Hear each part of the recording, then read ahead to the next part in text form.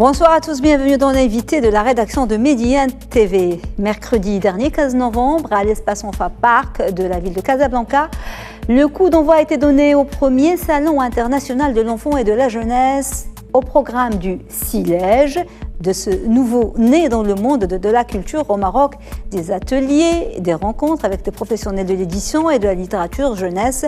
Un événement qui s'est efforcé dans son baptême de feu de répondre aux attentes des jeunes et de s'adapter à leur centre d'intérêt. Littérature, créativité, bande dessinée, contes, les nouvelles technologies, mais aussi des expériences immersives à la découverte de l'art, de la création d'entreprises, la gestion financière aussi et l'innovation. Le salon qui ferme ses portes demain, 22 novembre, comprend 7 grandes salles d'exposition, en plus d'espaces dédiés à l'animation. Le SILEJ a réuni pour sa première édition pas moins de 255 exposants représentant 33 pays et exposé plus de 100 000 exemplaires de livres. Et nous avons aujourd'hui le grand plaisir de recevoir Florence de Villepinte, autrice, illustratrice, agrégée de lettres classiques et artiste plasticienne française. Parallèlement à ses études de lettres et de philologie, elle a suivi une formation en peinture, à fresque et en art plastique. Passionnée par le dessin dès sa plus tendre enfance, avec une prédilection pour les scènes équestres, elle est diplômée d'art plastique et elle anime aussi des ateliers pour les enfants. Depuis 1995, elle a publié un premier album jeunesse, La légende du chat des Zoudaya, avec les éditions Yomad et des éditions marocaines en 2005. Elle est également autrice de Mystères de Fonte Grande, Conversation imaginaire ou pas, avec Rudy Ricciotti en 2014, Tilila Maza, La chèvre d'Agadir, de Mémoire d'Atlante ou L'éloge de la pesanteur, ou encore La femme qui replantait des mots en 2020. Elle est aussi illustratrice de Un silent cheveux, dont l'autrice est Halima Hamdan, et de La légende du chat des Zoudaya, toujours aux éditions Yomad en 2021. Et puis, la liste est longue, sans parler de ces nombreuses expositions. Madame Florence de Villepinte, bonsoir, merci beaucoup d'être avec nous. Bonsoir. Je sais que vous avez dû décaler votre départ, oui, entre autres pour être sur notre plateau. Nous vous en remercions beaucoup. C'est moi qui vous en remercie. Alors, on va un petit peu commencer par parler de cette première édition du Salon international de l'enfant et de la jeunesse. Vous qui êtes habitué au Salon de livres pour enfants et de la jeunesse, comment s'est passée cette première édition ? On peut dire que ça a été une réussite, énormément de visiteurs, beaucoup de signatures dans tous les stands. On a senti une effervescence autour du monde du livre et un grand plaisir aussi. Les invités ont été unanimes pour dire que c'est une réussite ce salon. J'en profite pour remercier vraiment Monsieur le ministre de la Culture, Mehdi Ben Saïd, ainsi que le Royaume du Maroc, au nom de tous ceux qui sont venus des quatre coins du monde, puisqu'il y avait 33 nationalités représentées parmi les invités. Et si je veux me permettre, en leur nom,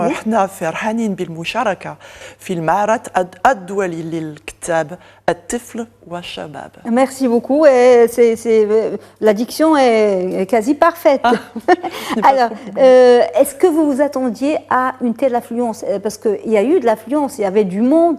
Alors que c'est un premier salon, il faut aussi que le bouche à oreille fonctionne. Est-ce qu'il y avait du monde ou c'était juste les week-ends et les mercredis après-midi ? Ah non, il y a eu du monde, vraiment, et pas seulement le week-end, avec beaucoup d'enfants dans les ateliers, pour les rencontres aussi, les tours de table qui étaient organisés autour des thématiques à propos du livre, bien entendu. Oui. Il y a une forte fréquentation, on peut dire que vraiment, on a la réussite. Oui. C'est pour une première. Oui. Alors, je voudrais savoir qu'à l'ère, on le vit tous, que ce soit ici ou ailleurs, du digital, des nouvelles technologies, comment se porte le livre pour enfants et pour les jeunes ? On va parler là d'un pays que vous connaissez, du pays que vous connaissez le mieux, le vôtre, la France, même si vous avez vécu 5 ans au Maroc, que vous étiez enseignante et que vous animiez beaucoup d'activités et d'ateliers. Mais comment se porte le livre pour les jeunes et pour les enfants en France ? Est-ce qu'il y a une baisse de lectorat ? Est-ce que vous l'avez remarqué ces dernières années ? Alors, on ne va pas se mentir, il y a une grande variété de livres proposés en littérature jeunesse, mais on peut constater quand même une baisse du lectorat chez les enfants, une certaine paresse quand il s'agit d'ouvrir un livre, de s'intéresser, de poser ses yeux sur une phrase, sur une ligne. Ça n'est pas gagné, parce qu'il y a une concurrence vraiment déloyale de la part des écrans.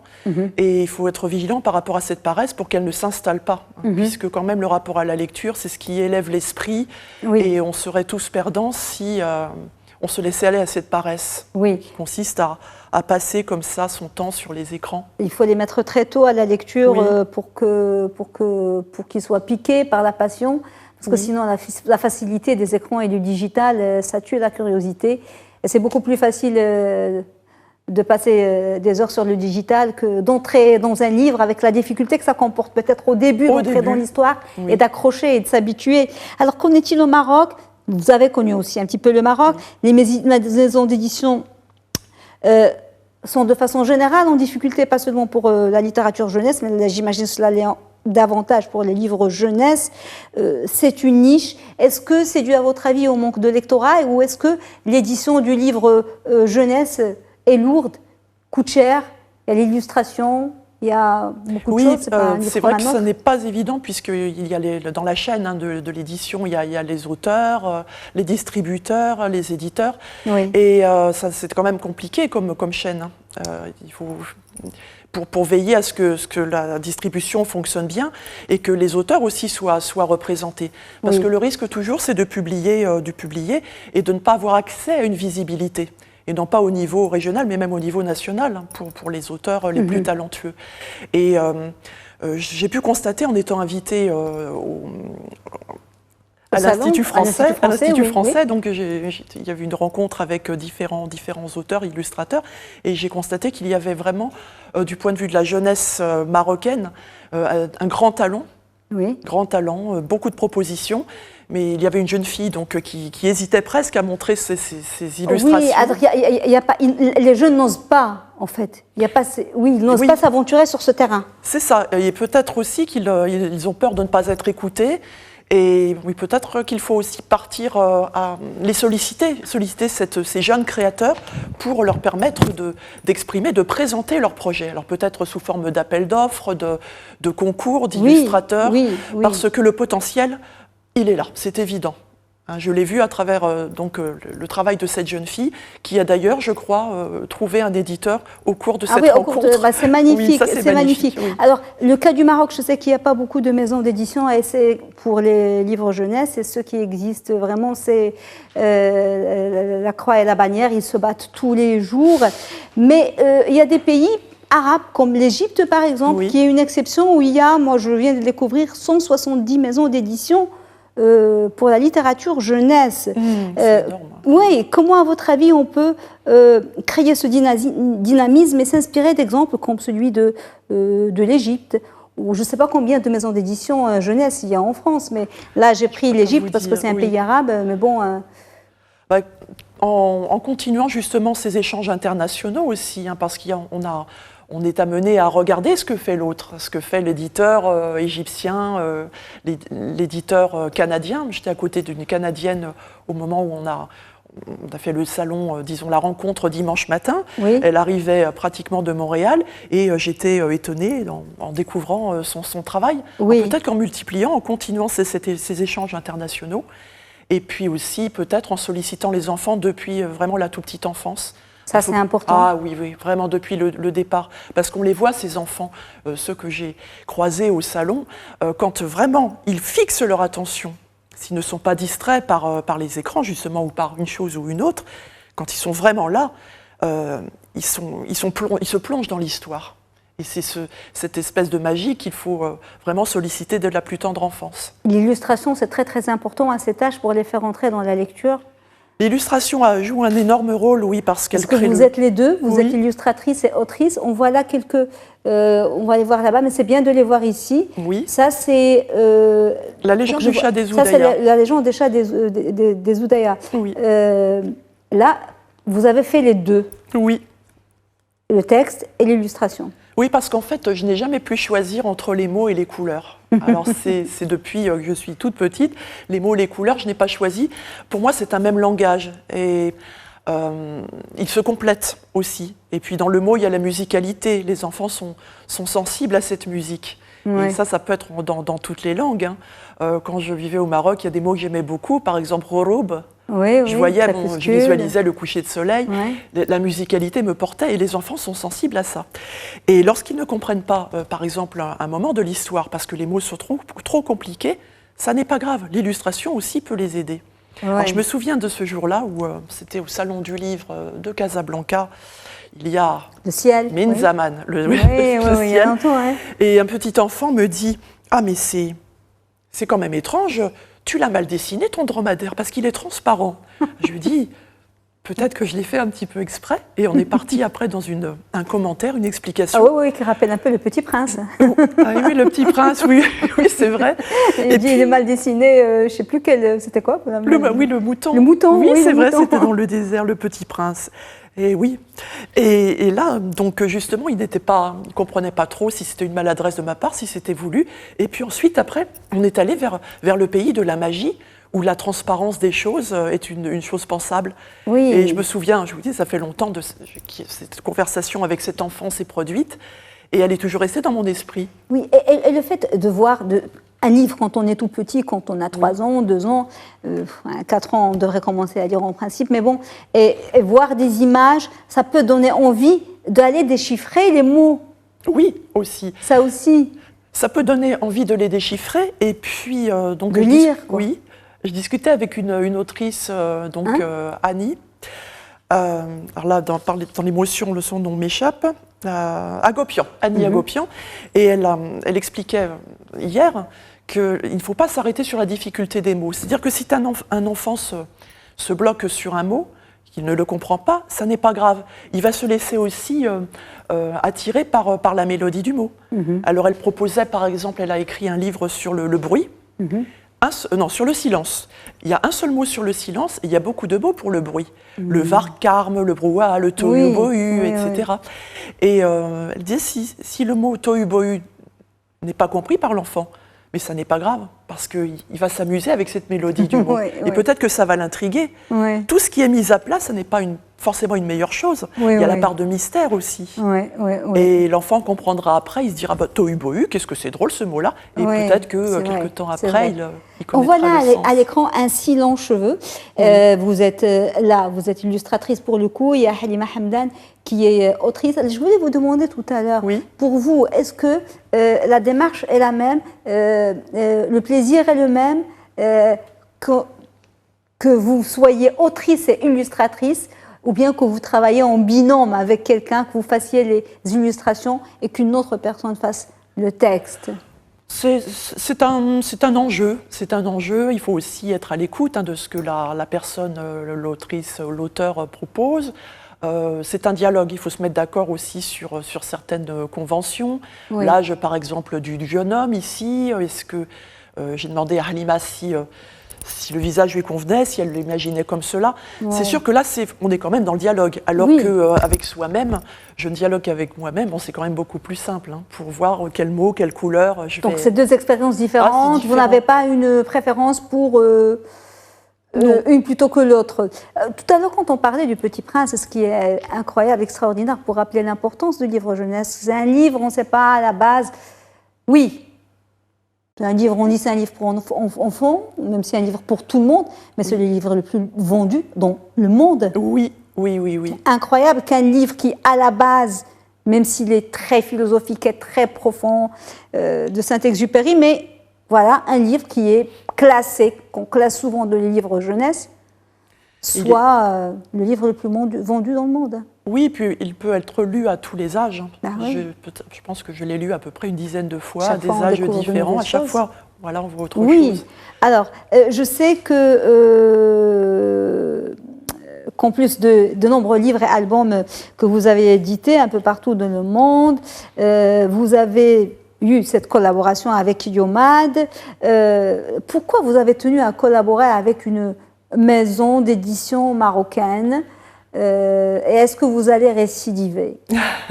Ah, pourquoi pas. Au départ, je ne faisais pas. Enfin, j'ai toujours l'idée de faire des livres, écrire des livres. Mais il faut bien avouer que ce premier livre, ça a été le tremplin, La légende du chat des Oudaya. Oui. Et oui, parce que Dadia Essalmi m'a donné cette possibilité d'éditer. Et après, les livres ont suivi, et je n'ai jamais cessé d'écrire. Donc ça a été, mais c'est le hasard des rencontres, si vous voulez aussi. Oui, oui. Mais comment vous faites? Parce que vous avez, là, on voit la Tilila Maza, la chèvre d'Agadir.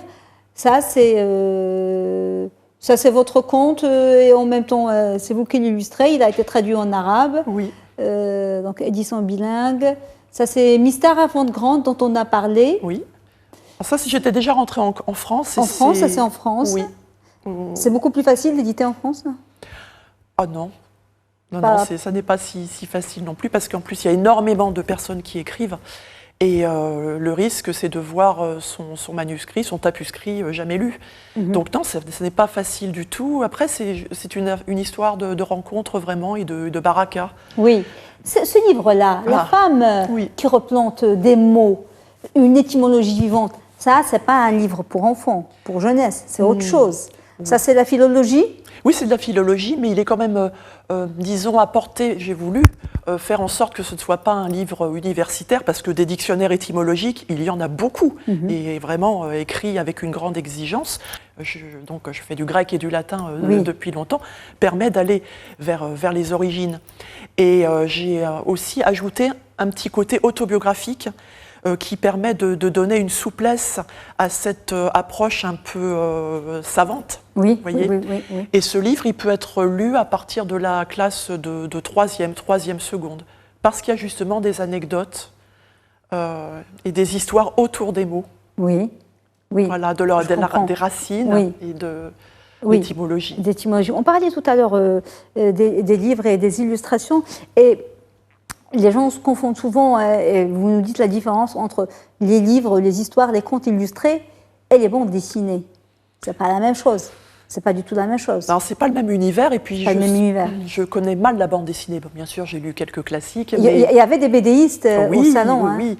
Et puis, une grande partie de l'exposition était sous le thème des Marvel. Oui. Mais c'est vrai que comme ça n'est pas trop... vous commenciez avec une petite moue, parce que, bon, c'est bien les Marvel, mais il n'y a pas que les Marvel, il faut s'ouvrir sur d'autres univers. Oui, il y avait des BDistes belges, japonais. Voilà, c'est comme les mangas. Il y a beaucoup de lecteurs en France, des jeunes lecteurs de mangas. On dit...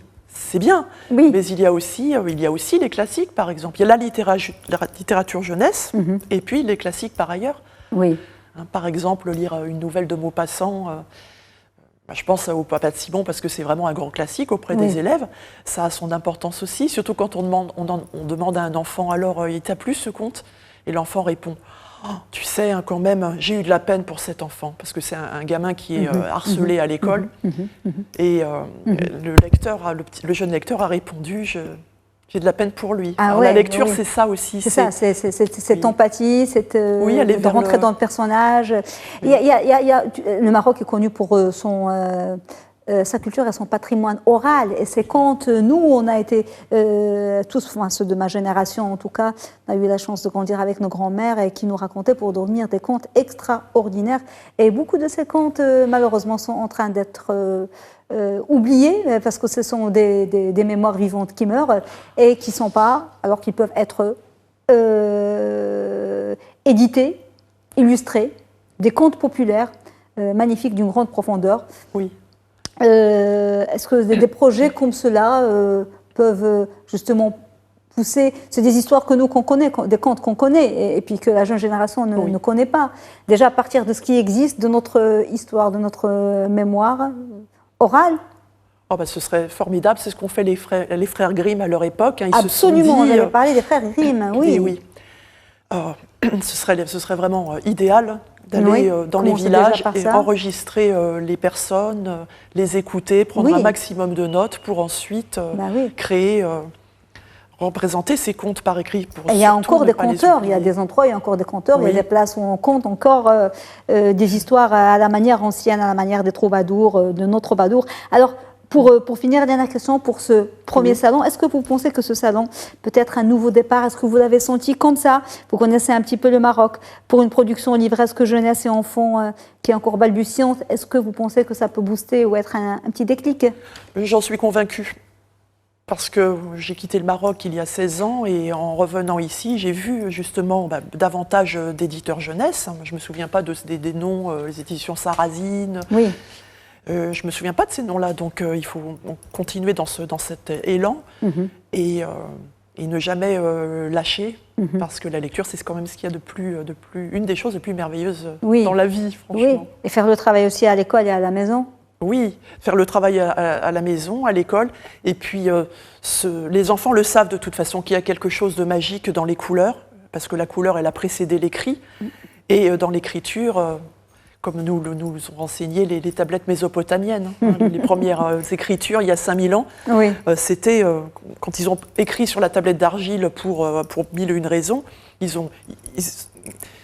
ont réalisé ô combien l'écriture pouvait avoir quelque chose de puissant et presque de magique. Et l'enfant, lui, il le sait. Oui, mais avant, les premiers Homo sapiens, ils ont commencé par les gravures, par les dessins rupestres, c'était ça. Oui. C'est-à-dire que les dessins, ils précèdent la lecture, il peut être une entrée en matière vers la lecture. Merci beaucoup, Madame Florence de Villepinte, d'avoir été avec nous. Je vous remercie. Et à très bientôt, j'espère. Revenez surtout. Et bon retour. Merci. Merci, Madame. Merci. Madame, Monsieur, merci beaucoup de nous avoir suivis. Bon suite des programmes sur Médien TV. Très belle soirée.